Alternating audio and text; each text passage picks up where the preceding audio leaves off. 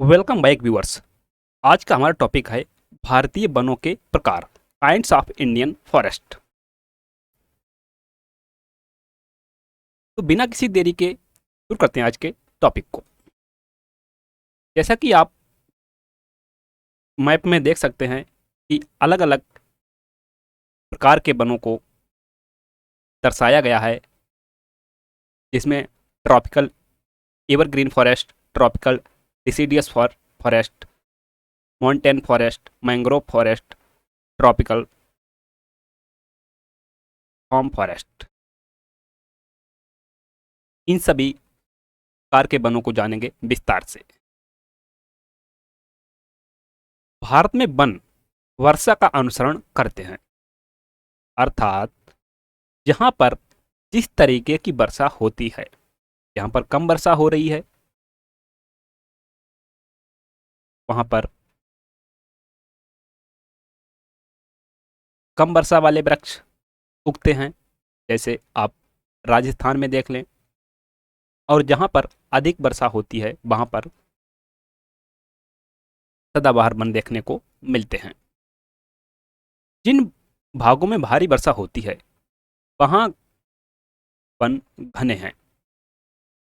सामान्य वर्षा वाले भागों में खुले वन एवं कम वर्षा वाले भागों में कटीले वन एवं झाड़ियां पाई जाती हैं। अतः सामान्य रूप से भारतीय वनों का वर्गीकरण अधोलिखित प्रकार से किया जा सकता है, यथा पहला है उष्णकटिबंधीय सदाबहार वन, ट्रॉपिकल एवरग्रीन फॉरेस्ट। ये वन भारत के उन भागों में पाए जाते हैं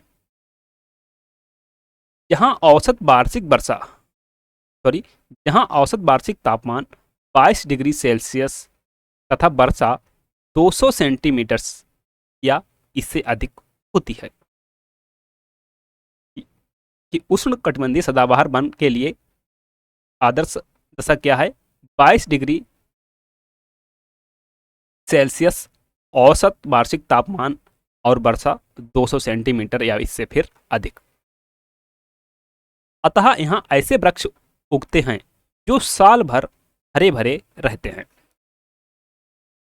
इसलिए इन्हें सदाबहार वन कहते हैं। इस प्रकार के जो वृक्ष हैं साल भर हरे भरे रहते हैं। ये वन अब साल के अलग अलग समय में अपनी पत्तियां गिराते हैं। ये वन बहुत घने होते हैं। इनमें 45 से 60 मीटर ऊंचे वृक्ष पाए जाते हैं। ये जो वृक्षों की ऊंचाई होती है वह 45 से 60 मीटर तक होती है। इन वनों में मुख्य रूप से आप देखेंगे ताड़, महोगनी, रोजवुड, नारियल, एबोनी, आबनूस, बांस तथा बेंत उगते हैं। अब यहां से प्रश्न बन सकता है कि पेड़ दे देगा एग्जाम में और पूछ लेगा कि निम्न में से कौन सा वृक्ष उष्णकटिबंधीय सदाबहार वन में नहीं पाया जाता है।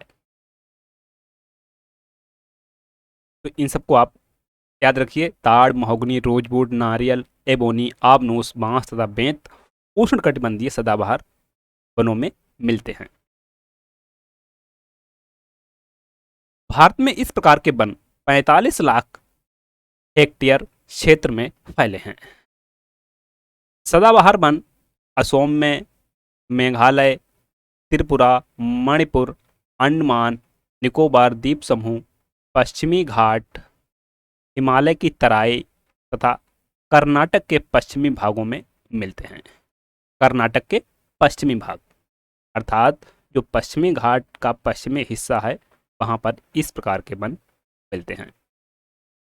वहीं पूर्वोत्तर में असोम, मेघालय, त्रिपुरा, मणिपुर और अंडमान निकोबार।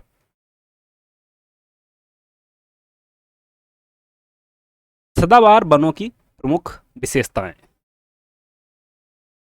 पहली विशेषता है यह घने वन होते हैं। वृक्षों की बहुरूपता होती है कि बहुत तरीके के वृक्ष यहाँ पर देखने को मिलते हैं। कठोर लकड़ी का औद्योगिक महत्व हजारों प्रकार के वन्य प्राणी, दलदली भूमि अतः विदोहन कठिन। ये भूमि जो है यहाँ पर दलदली होती है और इनका विदोहन जो है कठिन होता है। सीमित महत्व। अगला है उष्णकटिबंधीय पतझड़ वाले मानसूनी वन। पतझड़ वाले या मानसूनी वन, ट्रॉपिकल डिसिडुअस मानसूनिक फॉरेस्ट। ये वन भारत के उन भागों में पाए जाते हैं जहां वर्षा 100 से 200 सेंटीमीटर तक होती है। जहां वर्षा 100 से 200 सेंटीमीटर तक होती है। ये वन गर्मी के प्रारंभ में ही अपनी पत्तियां गिरा देते हैं, इसलिए इन्हें पतझड़ वाले या मानसूनी वन भी कहते हैं। ये जो वृक्ष होते हैं अपनी पत्तियां एक ही समय में गिरा देते हैं, इसलिए इन्हें पतझड़ वाले या मानसूनी वन कहते हैं। ये वृक्ष अधिक लंबे एवं सघन नहीं होते। इन वनों में आपको साल, सागौन, शीशम, चंदन, आम, साखू, हरड़बहेड़ा, आंवला, महुआ एवं हल्दू के वृक्ष देखने को मिलेंगे। इस प्रकार के वनों का विस्तार मध्य प्रदेश में, छत्तीसगढ़ में, कर्नाटक में, महाराष्ट्र में, तमिलनाडु, आंध्र प्रदेश, उड़ीसा, पश्चिम बंगाल, झारखंड, उत्तर प्रदेश तथा उत्तरांचल राज्यों में है। इन वनों की लकड़ी मुलायम, मजबूत और टिकाऊ होती है। भारत में लगभग 220 लाख हेक्टेयर क्षेत्र पर इस प्रकार के वन फैले हैं, अर्थात अधिकतम विस्तार है।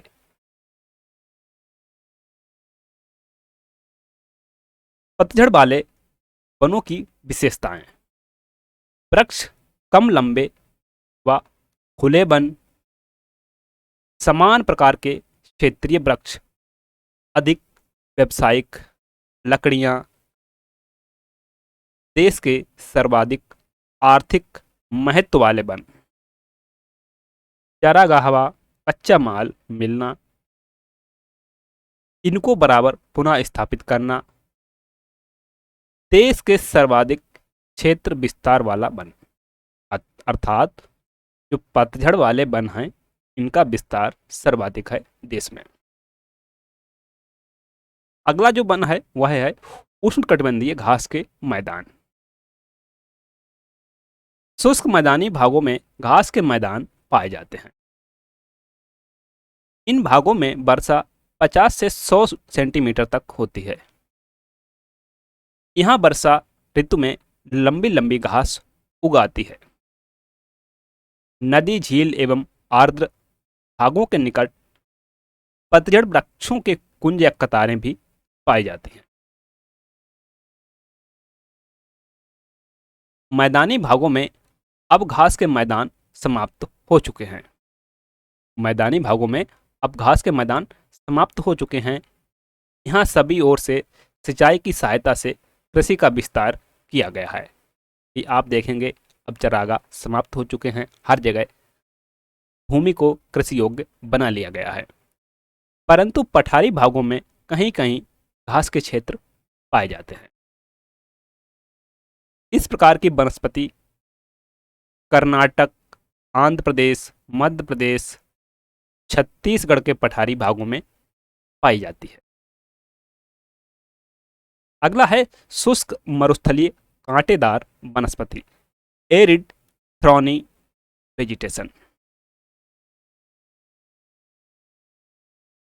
इस प्रकार के वन भारत के शुष्क भागों में जहां वर्षा 50 सेंटीमीटर से कम होती है पाए जाते हैं। जहां वर्षा 50 सेंटीमीटर से कम होती है, शुष्क मरुस्थलीय कांटेदार वनस्पति मिलती है। वृक्षों को बाष्पीकरण तथा पशुओं से बचाने के लिए प्रकृति ने कांटे प्रदान किए हैं।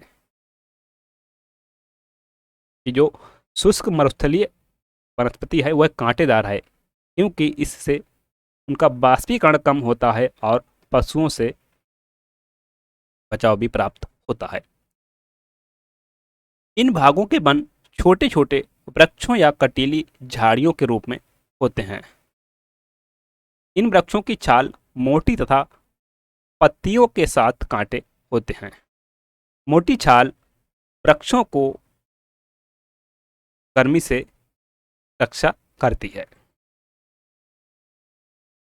इन वनों में बबूल, खजूर, नागफनी, खेजड़ा, रीठा, केर, बेर, आंवला, रोहिड़ा एवं करील के वृक्ष अधिक पाए जाते हैं।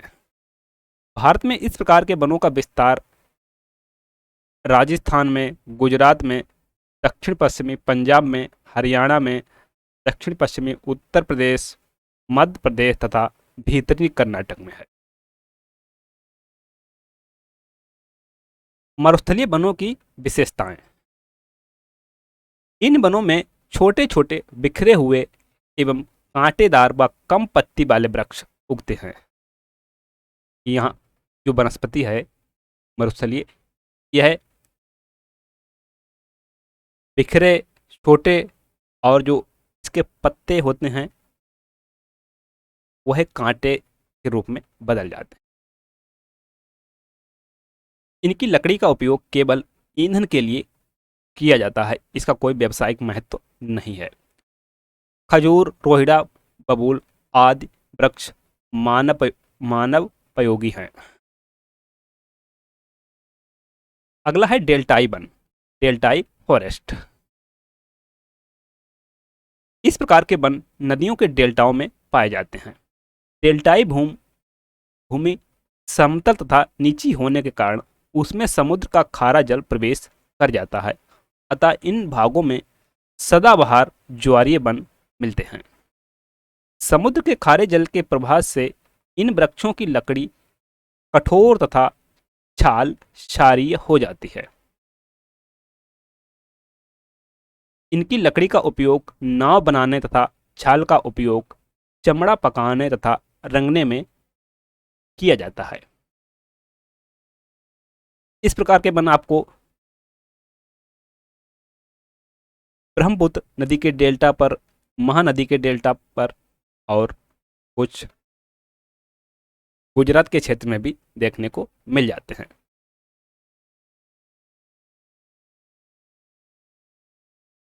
इन वनों में मैंग्रोव, गोरेन, ताड़, कैसूरिना, नारियल, फोनिक्स, नीपा तथा सुंदरी वृक्ष उगते हैं। ये वन गंगा, ब्रह्मपुत्र, महानदी, कृष्णा तथा कावेरी नदियों के डेल्टाओं में पाए जाते हैं। गंगा तथा ब्रह्मपुत्र के डेल्टा में सुंदरी नामक वृक्ष पाया जाता है, इस कारण इसे सुंदर वन कहा जाता है। डेल्टाई वनों की विशेषताएं। डेल्टा या दलदली क्षेत्र के सदाबहार के वन कठोर लकड़ी व क्षारीय छाल, दुर्गम वन, यहाँ पहुंचना मुश्किल, सीमित उपयोग, भारत में सुंदर वन कहते हैं। अगला है पर्वतीय वन। ये वन हिमालय पर्वत पर उगते हैं। ये वन हिमालय पर्वत पर उगते हैं। इनका विस्तार असम से कश्मीर तक है।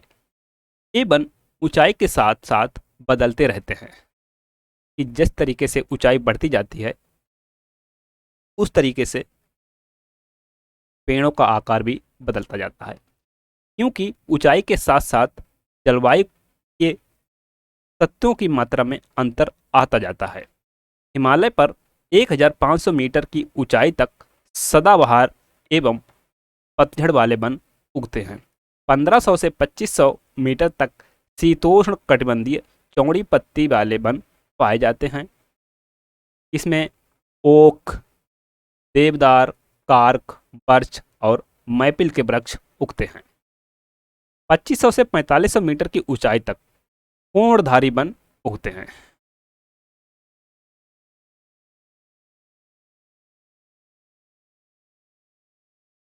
आप देख सकते हैं कि जैसे जैसे टेम्परेचर घटता है वैसे वैसे पेड़ों का आकार, यहाँ पर आपको कोणधारी वन देखने को मिलते हैं इस तरीके से। और देख, जिस तरीके से वर्षा का अभाव होता है वैसे वैसे पहले आपको जहाँ पर ज़्यादा वर्षा होगी रेन फॉरेस्ट देखने को मिलेंगे, फिर सवाना, उसके बाद डेजर्ट देखने को मिलता है।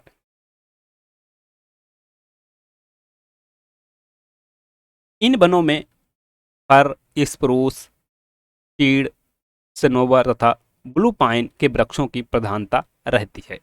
4500 से 4800 मीटर तक यहाँ टुंड्रा तुल्य वनस्पति उगती है। इन भागों में घास, काई तथा लिचेन उगती है। 4800 मीटर से अधिक ऊंचाई पर सदैव बर्फ जमी रहती है। यातायात के साधनों के अभाव, दुर्गमता एवं पर्वतीय क्षेत्रों का अल्प विकास होने के कारण पर्वतीय वनों का उचित शोषण नहीं हो सका है। क्योंकि यहाँ पर पहुंचना दुर्गम है, यातायात के साधन नहीं है, इसलिए यहाँ के जो वन हैं वह सुरक्षित बने हुए हैं। पर्वतीय वनों की विशेषताएं। ऊंचाई के अनुसार वृक्ष व वनों की श्रेणी में भिन्नता देखने को मिलती है। नीचे सदाबहार, बीच में शीतोष्ण व ऊंचाई पर कोणधारी वन मिलते हैं। विशेष उपयोगी व मूल्यवान लकड़ियां हैं। दुर्गम स्थिति होने के कारण विदोहन नहीं हो सका है। वनों से अनेक उप उत्पादों, दवा, जड़ी बूटी व कच्चे माल की प्राप्ति होती है।